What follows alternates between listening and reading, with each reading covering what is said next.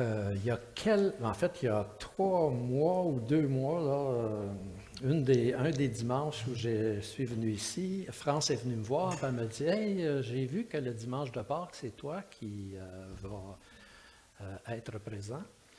Et puis, j'ai quelque chose à te suggérer, m'a-t-elle dit. » Et là, elle m'a donné des documents en me demandant de les lire. Elle dit « J'aimerais ça si on pouvait faire ce qu'on appelle le Seder, c'est-à-dire la cérémonie du repas de la Pâque que les Juifs célèbrent à chaque année. » Alors, j'ai dit oui et je ne l'ai jamais fait.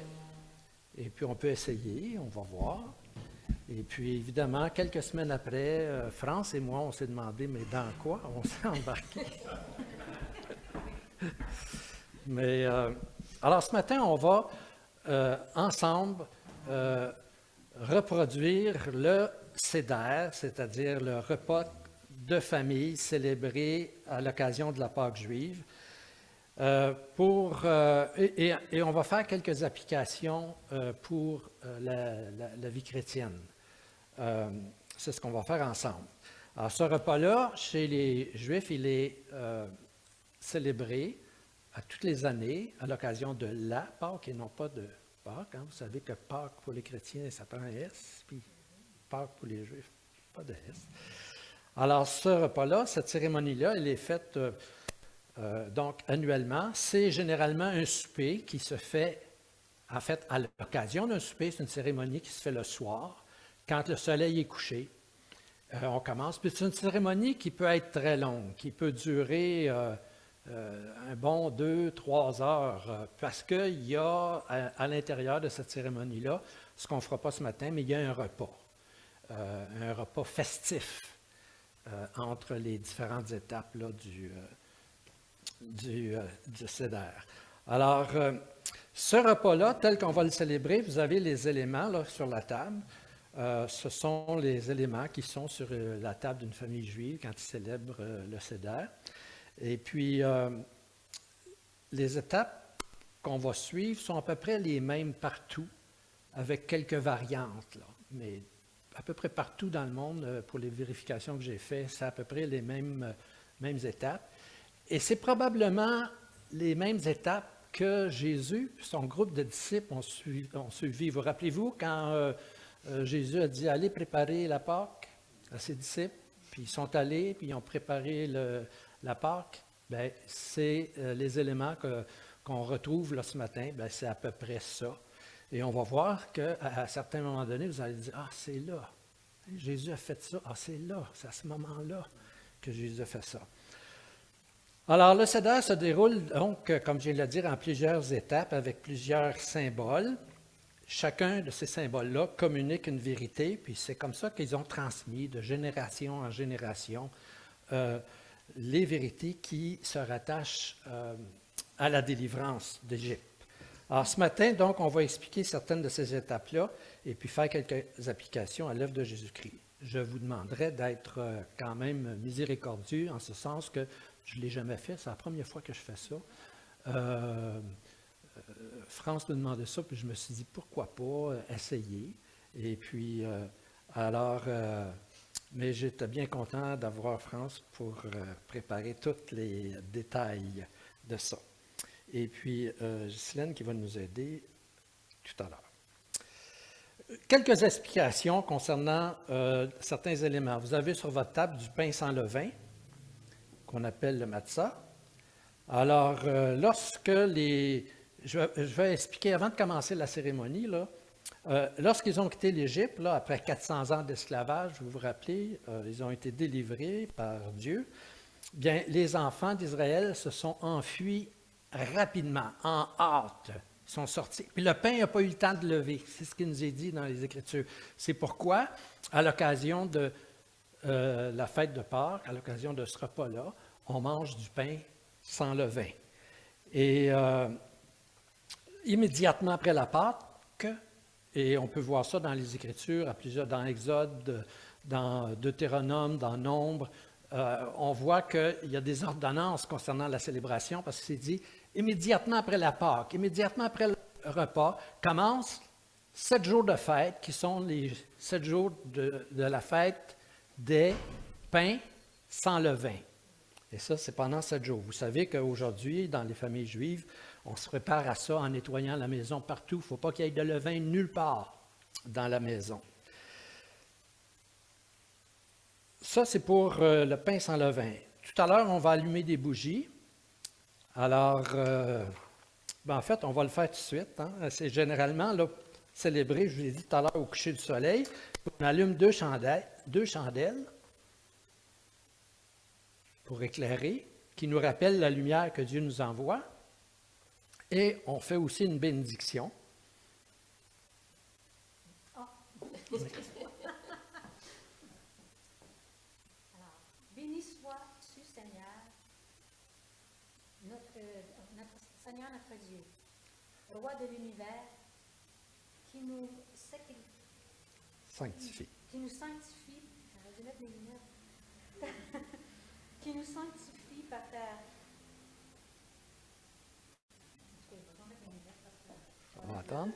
Et je vais en profiter simplement pour dire que généralement, c'est la mère de famille, parce qu'on célèbre ça en famille, généralement, et c'est la mère de famille qui allume les lumières et qui récite la bénédiction au début de la cérémonie. Et la mère de famille va reprendre donc la bénédiction. Béni sois-tu, Seigneur, notre Dieu, roi de l'univers, qui nous sanctifie par tes commandements et qui nous a ordonné que nous allumions les lumières de la Pâque. Merci beaucoup. Un autre élément que je dois vous...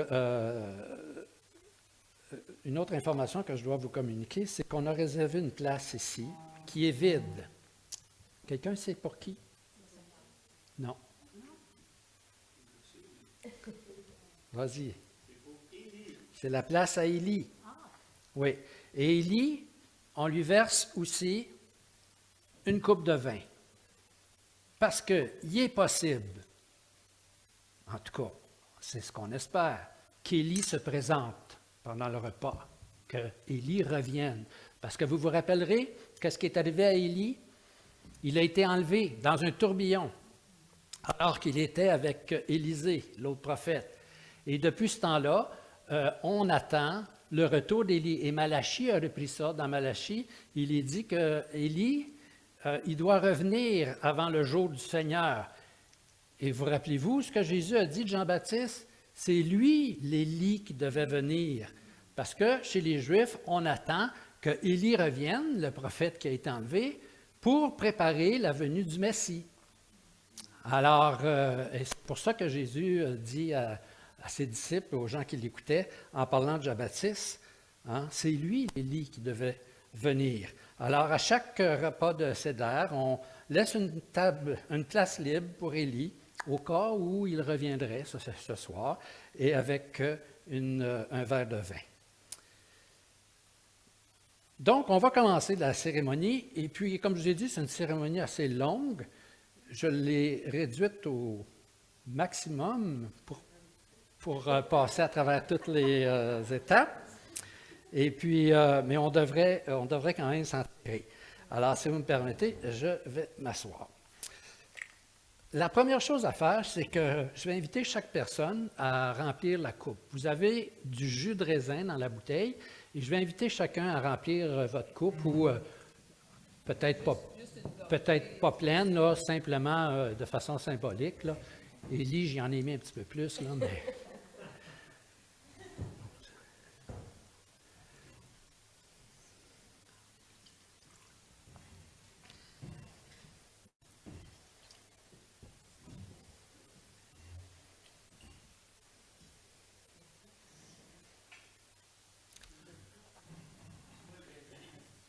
Alors, la première coupe que l'on prend à l'occasion de ce repas-là, c'est la coupe de sanctification.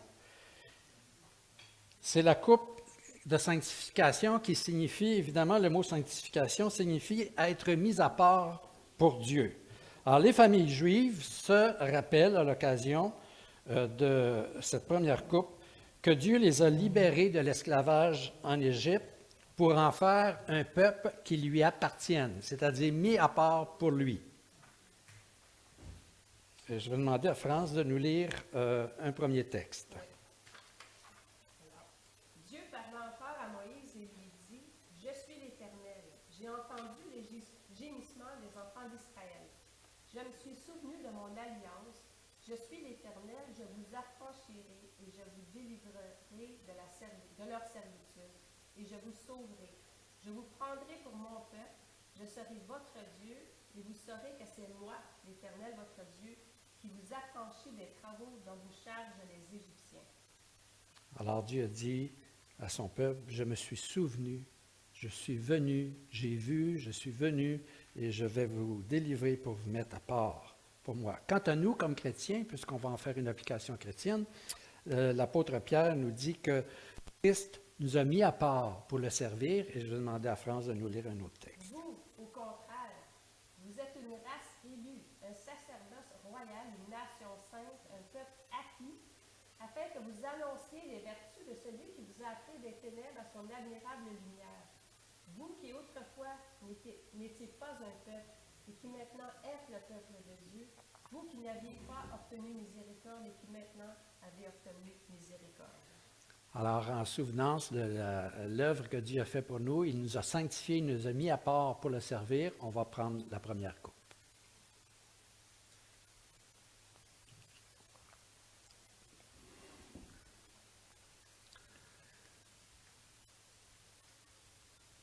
Selon les traditions, parce que je vous ai dit qu'il y a des variantes d'une place à l'autre, aujourd'hui, on a choisi la variante la plus courte, c'est que le célébrant, le père de famille, se lave les mains dans le bol d'eau.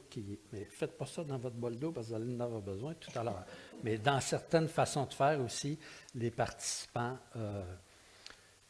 se lavent les mains. Et ça signifie que, ou c'était l'occasion pour la famille juive de se rappeler que le prêtre, quand il célébrait les sacrifices à l'occasion de la Pâque, à l'occasion de, les sacrifices, il devait se laver au complet dans le bassin. Alors, voilà, ça va être suffisant pour nous. Merci.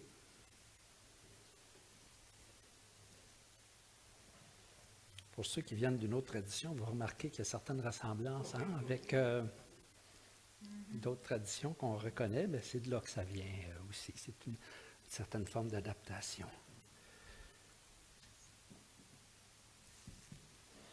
Alors, ce rituel-là nous rappelle à nous qui sommes chrétiens que Jésus a lavé aussi notre conscience coupable, afin que l'on puisse s'approcher de Dieu. Approchez-vous le cœur ou la conscience lavée d'une eau pure. Et je vais demander à France de nous lire Hébreux chapitre 10. Et puisque nous avons un souverain sacrificateur établi sur la maison de Dieu, approchons-nous avec un cœur sincère, dans la plénitude de la foi, le cœur purifié d'une mauvaise conscience et le corps lavé d'une eau pure.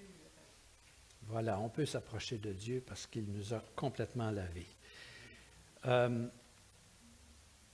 Jésus, je vous ai dit, a probablement suivi les mêmes étapes que nous suivons et c'est, selon toute probabilité, à ce moment-ci que Jésus a innové quelque chose, parce que Jésus innovait parfois, hein? Et il a innové en faisant quelque chose de particulier. Quelqu'un pourrait se rappeler qu'est-ce que Jésus aurait pu faire au moment où on se lave les mains? C'est à ce moment-là, probablement, que Jésus a passé au lavement des pieds. Alors, voilà, on s'est lavé les mains. Et vous vous rappelez ce que Pierre a répondu à Jésus? Pas moi, hein? Pas moi, tu ne peux pas me laver les pieds, toi le maître. Et Jésus lui a répondu? Ouais, si je ne te lave pas, tu n'auras pas part avec moi. Et Pierre a répondu? Lave-moi tout le corps. Et Jésus a répondu? Celui qui est lavé n'a pas besoin d'être lavé. Celui qui est purifié n'a pas besoin d'être lavé au complet. Et nous, c'est Jésus qui nous purifie, qui purifie notre conscience. Nous arrivons maintenant à la troisième étape de ce repas-là. Et je vais vous inviter à prendre un morceau, une branche de persil que vous avez devant vous. Ben, en fait, vous pouvez en prendre deux, mais en réserver une. OK? Là, on va commencer avec une. OK? Et la première branche de persil, on va la tremper dans l'eau salée. C'est de l'eau salée que vous avez deux fois devant vous. Et, bon, c'est de l'eau. Alors, le premier trempage fait référence aux larmes. Alors, à cette occasion-là, les Juifs modernes qui pratiquent ça se rappellent des larmes qui ont été versées lorsque le peuple des enfants d'Israël était dans l'esclavage. Et une fois qu'il est trempé, vous le mangez.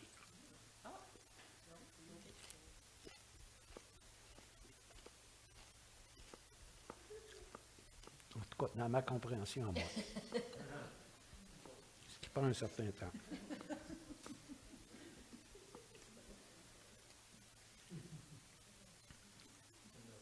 Vous pouvez en prendre une petite, c'est une heure. Et là, vous prenez une deuxième, pas tranche, mais branche, vous la trempez aussi. Et cette branche d'herbe, en réalité, d'herbe, elle est trempée pour se rappeler que quand les Israélites ont été délivrés d'Égypte, les Égyptiens ont été submergés dans les eaux de la mer Rouge. Alors, on va prendre la deuxième.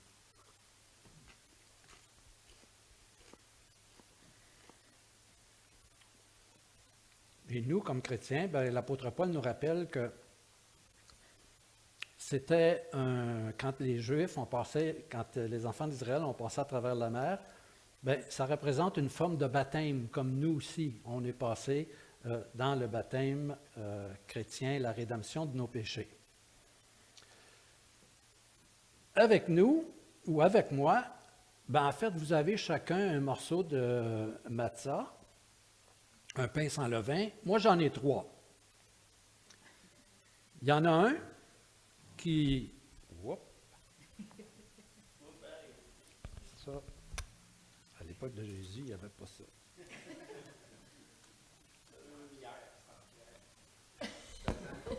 Ouais, c'est ça. Alors, dans la tradition juive, il y a 3 tranches de matzah, 3 morceaux de pain sans levain. En fait, chacun de ces morceaux-là représente en fait 2 choses. Soit les sacrificateurs, celui du milieu, les Lévites, et celui d'en bas, le peuple ordinaire, mais aussi ça fait référence à Abraham qui a eu une visite des anges et puis il a dit à Sarah, prépare 3 portions de farine avec de l'eau et prépare une galette pour les visiteurs. Alors, c'est ce que représentent les 3 matzahs. Pour nous, certains croyants y voient, certains chrétiens y voient une représentation de la Trinité. Le Père sur le dessus, le Fils dans le milieu et le Saint-Esprit en dessous. Et à ce moment-ci, la matzah, la matzah, elle est séparée en 2. Et je vais prendre... Oui, merci. Et je vais prendre une partie de la matzah pour la cacher, l'envelopper en fait dans du lin. Et là, je dois aller la cacher. Et il faut que vous fermiez vos yeux parce que vous ne pouvez pas voir où je vais la cacher. Mais comme le temps ne nous permet pas de faire des grosses cachettes, je vais juste aller la cacher quelque part, c'est facile à trouver. Et je vais vous inviter donc à vous fermer les yeux. Et puis probablement que ce ne sera pas si difficile. Parce qu'à la fin du repas, lorsqu'il y a des enfants, on invite les enfants à essayer de trouver on appelle ça l'aphicomène, la partie que j'ai cachée. L'aphicomène ou l'aphicomène, les 2 prononciations sont bonnes. Et c'est quelque chose qui est caché. et qui nous rappelle que quand les Juifs ont été libérés d'Égypte, eh bien, leur libération n'était pas complète entièrement. Il va y avoir une libération future, encore plus grande. Et pour nous, ça nous rappelle que, quoique nous soyons sauvés, que nous avons déjà le salut en Jésus-Christ, bien, on attend encore la libération complète et finale que Jésus va nous accorder quand il va revenir.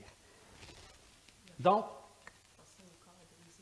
oui, j'ai oublié d'expliquer ça, merci beaucoup. Ça représente aussi le corps de Christ qui est brisé. Okay? Et c'est pour ça qu'on la cache, parce qu'il a été enveloppé lui aussi dans un linceul.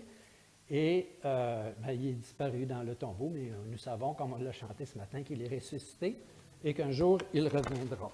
Et à la fin du repas, habituellement, dans une famille juive, comme je l'ai dit tout à l'heure, les enfants vont chercher l'apicomène. Et puis, il y a une petite récompense sur la personne qui le retrouve, mais ce matin, on n'aura pas de petite récompense. La prochaine étape de ce repas sont les questions sur l'histoire d'Israël ou l'histoire de la Passa.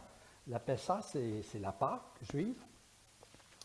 Et habituellement, le père de famille qui célèbre, bien, il choisit l'enfant le plus jeune. Alors, je me suis dit, qui, sinon France, pourrait faire l'enfant le plus jeune? Alors, France va faire la partie de l'enfant le plus jeune et moi, je ferai les autres. Alors, il y a, en réalité, en fait, on dit 4 questions, mais il y a une question d'introduction. Et puis, alors, la première question d'introduction, c'est la suivante. Pourquoi cette nuit est-elle différente de toutes les autres nuits? Bien, autrefois, nous étions esclaves de Pharaon en Égypte, mais désormais, nous sommes libres. Nous mettons cette nuit à part chaque année pour nous souvenir de ce que Dieu a fait pour nous. Mais tous les autres soirs, nous mangeons du pain au levain. Pourquoi est-ce que ce soir, nous mangeons seulement du matzah, ce pain sans levain? Bien, la matzah nous rappelle 2 choses. Nous avons été délivrés de l'esclavage en Égypte et nous avons une nouvelle vie avec Dieu. Tous les autres soirs, nous mangeons toutes sortes d'herbes. Pourquoi est-ce que ce soir, nous mangeons seulement des herbes amères?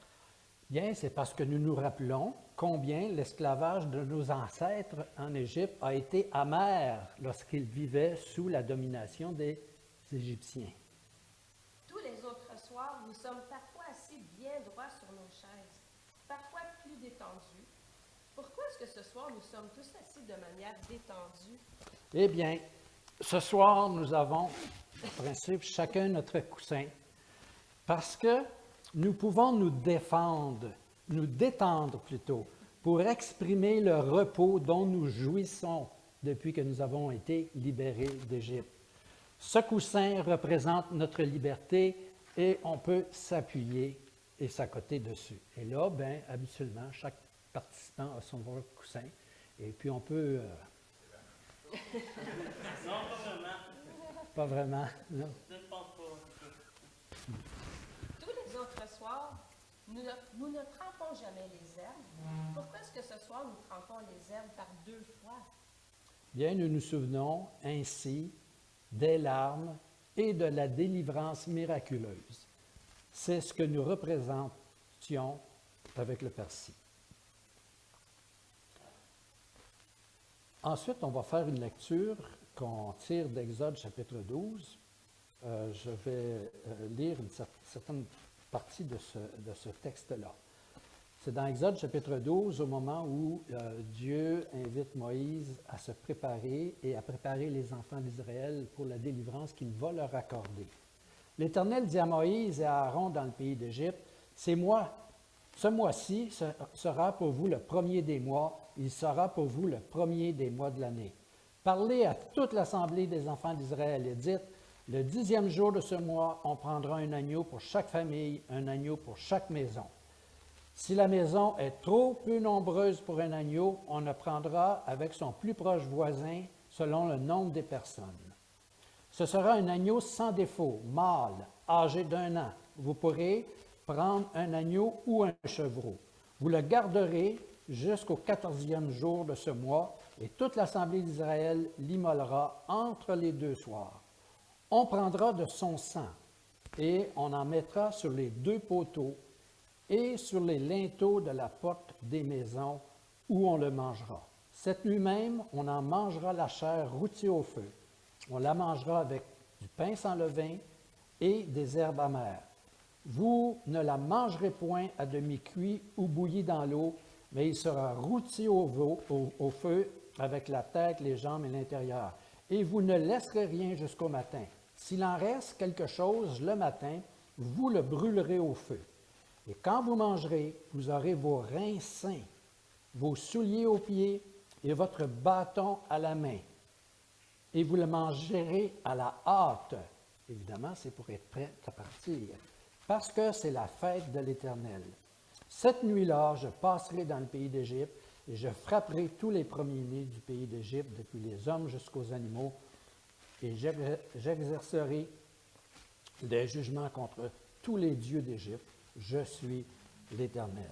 Vous savez que le sang qui avait été appliqué sur les portes et sur les linteaux avait protégé, c'est un symbole pour empêcher l'ange d'exterminer les premiers-nés. Alors, lors de la sortie d'Égypte, le sang d'un agneau a été répandu. C'est pour empêcher de faire la confusion entre le peuple d'Israël et l'Égypte. Exactement, exactement. C'est exactement pour ça, il n'y avait pas de confusion possible. Évidemment, il fallait avoir la foi. Parce qu'imaginez le père qui peinture les linteaux sur le bord de la porte et se dire, qu'est-ce qui va se passer? Est-ce que ça va marcher? Alors, il fallait avoir la foi déjà, hein? Tout avec Dieu et par la foi. Alors, lors de la sortie d'Égypte, le sang d'un agneau a été répandu sur le montant des portes et sur les linteaux de la maison pour les protéger. Chaque personne devait manger de cet agneau. Personne ne pouvait manger pour une autre personne. Cela nous rappelle que nous devons tous prendre la décision personnelle d'appliquer le sang de Jésus sur les linteaux de notre vie, sur les linteaux de notre cœur, afin de ne pas expérimenter le jugement de Dieu, parce que le sang de Jésus nous purifie de tout péché et nous protège du jugement de Dieu. Et ça, c'est une décision que chacun et chacune d'entre nous doit prendre pour lui ou pour elle personnellement. Nous arrivons à la deuxième coupe. Si vous n'avez plus rien dans votre coupe, je vais vous inviter à vous en verser. En principe, vous ne devrez plus y avoir rien.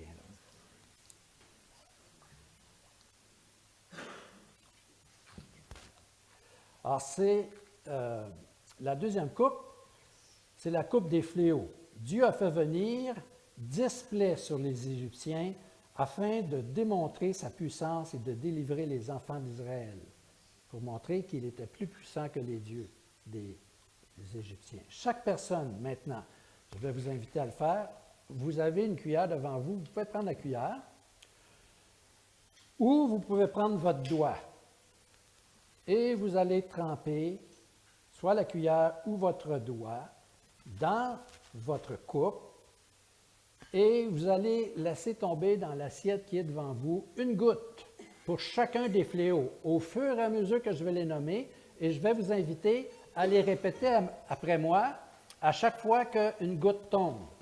Alors, la première plaie, c'est le sang. Alors, vous laissez tomber une goutte dans l'assiette devant vous. Le sang, vous répétez après moi. Le deuxième fléau, les grenouilles. Le troisième fléau, les poux. Le quatrième fléau, les moustiques. Le cinquième fléau, la maladie du bétail. Le sixième fléau, les ulcères. Le septième fléau, la grêle. Le huitième fléau, les sauterelles. Le neuvième fléau, les ténèbres. Et le 10e fléau, la mort des premiers-nés. Maintenant, chacun d'entre vous, je vais vous inviter à boire la coupe et à remercier Dieu de vous avoir délivré, en fait d'avoir délivré les enfants d'Israël et aussi de nous avoir délivrés par le sang de Jésus. Alors, buvons la coupe.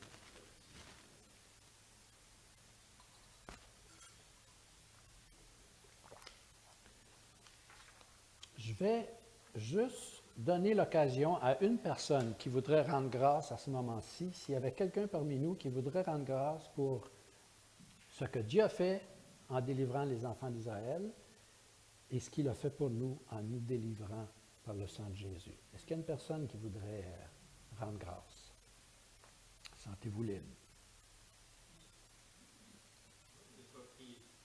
Seigneur Dieu, on te remercie, oh Dieu, pour cette cérémonie qui nous aide à comprendre un peu le peuple juif. On pense que sans eux, sans cette délivrance miraculeuse de l'Égypte, oh Dieu, le Sauveur n'aurait pas pu être né en Israël. Donc on te remercie, oh Dieu, pour cette délivrance pour eux. Tu as ouvert la porte à notre délivrance. Donc Seigneur Jésus, Dieu le Père, Saint-Esprit, on est tellement reconnaissant à Dieu pour ton Fils, qui nous a délivrés de notre péché, pour qu'on puisse marcher avec toi aujourd'hui, dans le nom de Jésus. Amen. Merci beaucoup. Nous passons maintenant aux herbes amères. Je vais inviter chacun et chacune d'entre vous à prendre, moi je vais prendre ce morceau-là, il ne faut pas se poser, mais à prendre un petit morceau de matzah. Prenez la grosseur que vous voulez, là. En principe, on est supposé de toute la manger, mais aujourd'hui, ça se peut qu'on ne fasse pas ça. Et vous allez prendre dans cette petite coupe-là des herbes amères. C'est dur et fort. Alors faites attention si vous êtes sensible au piquant, là, ou c'est peut-être pas dans une coupe pour vous, oui. C'est sur l'assiette. Hein? Ah non, vous l'avez dans votre assiette. Oui. Alors, faites attention, c'est dur et fort pour ceux qui sont sensibles. Là, juste un petit morceau va suffire. Et après ça, bien, vous mangez le matzah et le réfort, qui symbolise l'amertume de l'esclavage. C'est pour ça qu'on le prend dans cette cérémonie-là, pour se rappeler que les enfants d'Israël étaient en esclavage et ils ont enduré toutes sortes de mauvais traitements de la part des Égyptiens et ça a été très amer et difficile. Et on se rappelle aussi de l'amertume pour nous de la vie sans Dieu. Alors on peut le manger.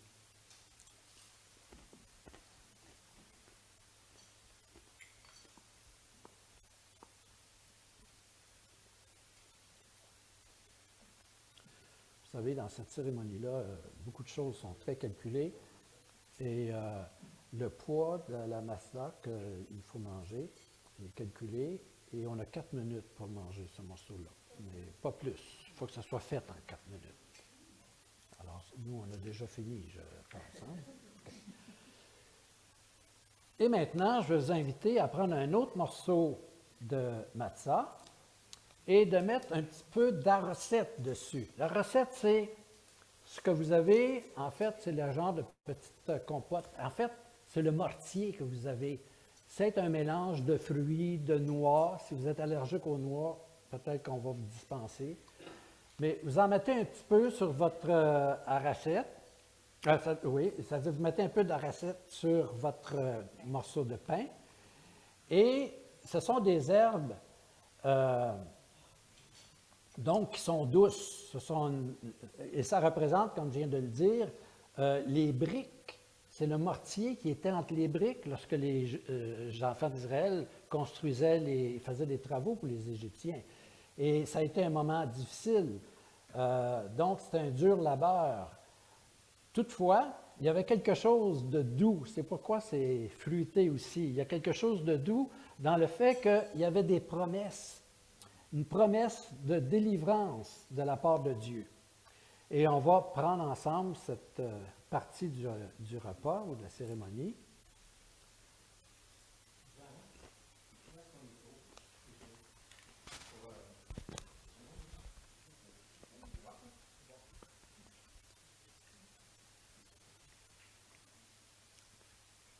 Alors nous savons que D'un côté, c'est par des herbes amères de la souffrance de Jésus-Christ que nous avons été rachetés, mais que la douceur de sa rédemption nous est acquise et nous profitons de la douceur de la vie avec Dieu à cause des souffrances de Jésus.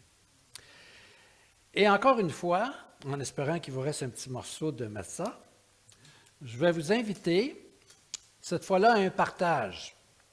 Alors, vous prenez un peu de la recette que vous mettez sur votre Matzah et vous l'offrez à la personne qui est à votre droite, en lui disant « Shalom à toi », pour nous rappeler que la délivrance que Dieu a accordée aux enfants d'Israël, c'est quelque chose qui se partage. Comme nous, la délivrance que Jésus nous a accordée, c'est quelque chose qui se partage. Alors, vous l'offrez à la personne à votre droite. Oui. Paix à toi.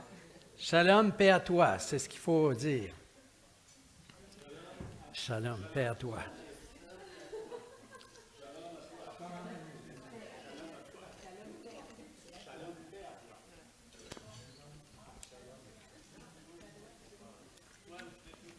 Nous aurions pu dire shalom à toi ou paix à toi, parce que shalom et paix signifient la même chose. Alors ça nous rappelle donc que le salut accordé par Dieu, c'est quelque chose qui se partage. Et Jésus n'a jamais voulu que nous gardions pour nous-mêmes ce salut-là, mais il nous invite à le partager, comme il a dit à ses disciples, allez par toutes les nations et annoncer la bonne nouvelle et faire des disciples. Nous arrivons maintenant à la section où on prend l'œuf. Dans certaines pratiques, on mange l'œuf. Dans d'autres pratiques, on ne fait qu'en parler. Mais l'œuf rappelle que le temple a été détruit en 70 de notre ère et que depuis ce temps-là, il n'y a plus de sacrifices qui sont offerts dans le temple. Mais nous savons qu'il n'y a plus de sacrifices parce que Jésus, il est l'ultime sacrifice. Alors l'œuf nous rappelle qu'en Jésus-Christ, nous avons un salut et que ce sacrifice, comme le dit l'auteur de l'Épître aux Hébreux, a été offert une fois pour toutes. Alors, on ne mangera pas l'œuf pour nous ce matin. Rendu là, c'est à ce moment-ci que dans une bonne famille juive, on a le repas, qui est un repas qui a été préparé, là, c'est comme nos réveillons de Noël, on pourrait dire. C'est festif, c'est un repas très... les gens anticipent ce repas-là. Et après le repas où nous sommes rendus, c'est là qu'il faut chercher l'afikoman. Vous rappelez-vous ce que c'est que l'afikoman? C'est la portion du pain qui a été brisé et caché, qui représente le corps de Jésus qui a été mis dans le tombeau, dans le linceul. Bien, moi, je l'ai caché, pas difficile, là. Mais s'il y a des enfants parmi nous qui veulent essayer de le trouver, vous rappelez-vous où je l'ai caché? As-tu quelqu'un si quelqu'un sait où il est, que cette personne aille le chercher. Je sens comme un enfant.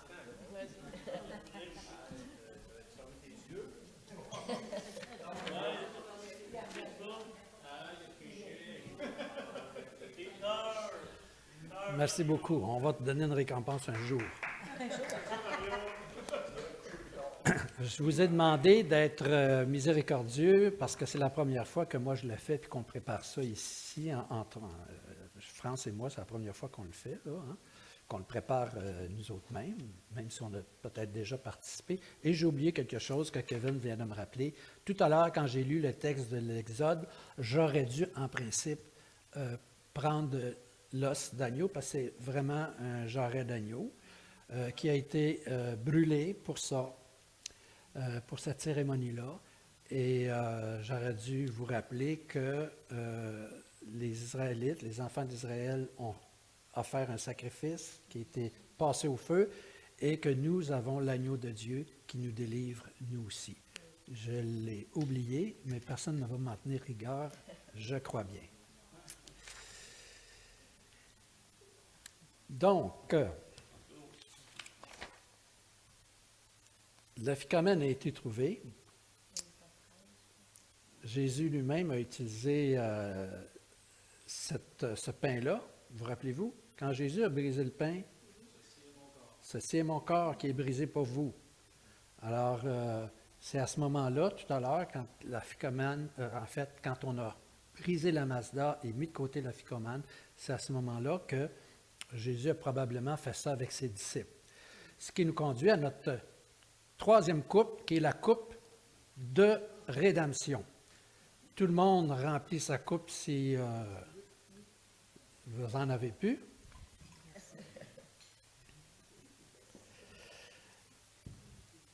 Alors, pour les enfants d'Israël, c'est l'occasion de célébrer leur sortie d'Égypte. Pour nous, c'est la coupe de la rédemption, c'est-à-dire la coupe de l'agneau sacrifié à la Pâque, qui représente le prix délivré, là, donc pour les enfants d'Israël, mais pour nous, chrétiens, c'est le sang ou le corps de Jésus qui s'est offert. Et Jésus, c'est probablement à ce moment-là qu'il a pris la coupe et il a dit, buvez-en tout. Ceci est mon sang. Oui. Buvez-en tous, car ceci est mon sang, le sang de l'alliance qui est répandu pour plusieurs, pour la rémission des péchés. Merci beaucoup. Alors, voyez-vous, on voit où Jésus a posé plusieurs gestes et on va boire la coupe.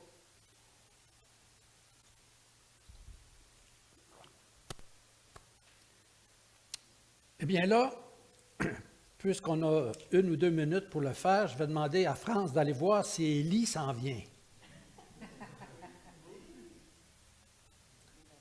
Est-ce que Élie est là?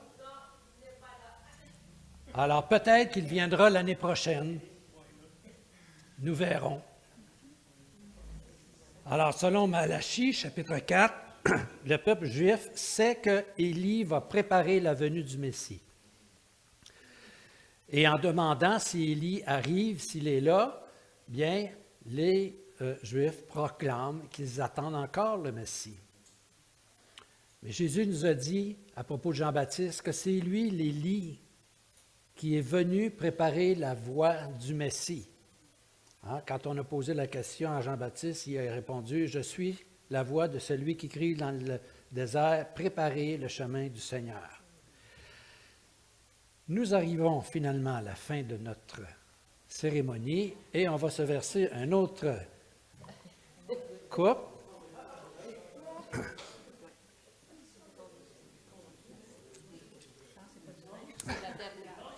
Toi, t'es diabétique, toi, hein? Oui. C'est correct, ça? T'as dit une goutte.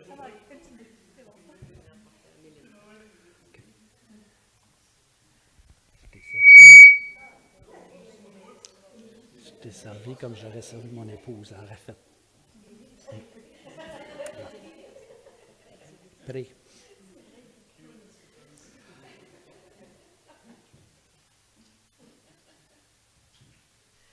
Alors, la dernière coupe, c'est un rappel de la promesse de Dieu à Israël. « Je vous prendrai pour mon peuple ». Le peuple juif attend encore avec impatience un âge d'or où tout le monde sera en paix et sera réuni avec Dieu. Nous, en tant que disciples de Jésus, nous avons également été choisis par Dieu pour être son peuple et nous attendons avec impatience le retour du Messie afin d'être avec lui pour toujours. Donc, la cérémonie de la Pâque qui se termine ici, buvons la 4e coupe en proclamant « Viens, Seigneur Jésus ».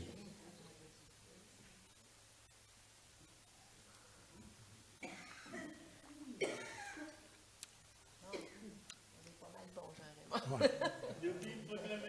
Alors c'est un peu comme ça que les familles juives célèbrent le Seder, le repas de la Pâque. C'est comme ça que Jésus aussi l'a pratiqué. Et en relisant les évangiles, vous vous rappellerez que quand il a cassé, puis il a dit « c'est mon corps », quand il a lavé les pieds de ses disciples, quand il a fait différents de gestes comme ça, il était en train de célébrer la Pâque avec ses disciples. Et nous, on va dire, comme on vient de le dire encore une fois, ça va être notre prière de fin, « Amen, viens Seigneur Jésus ».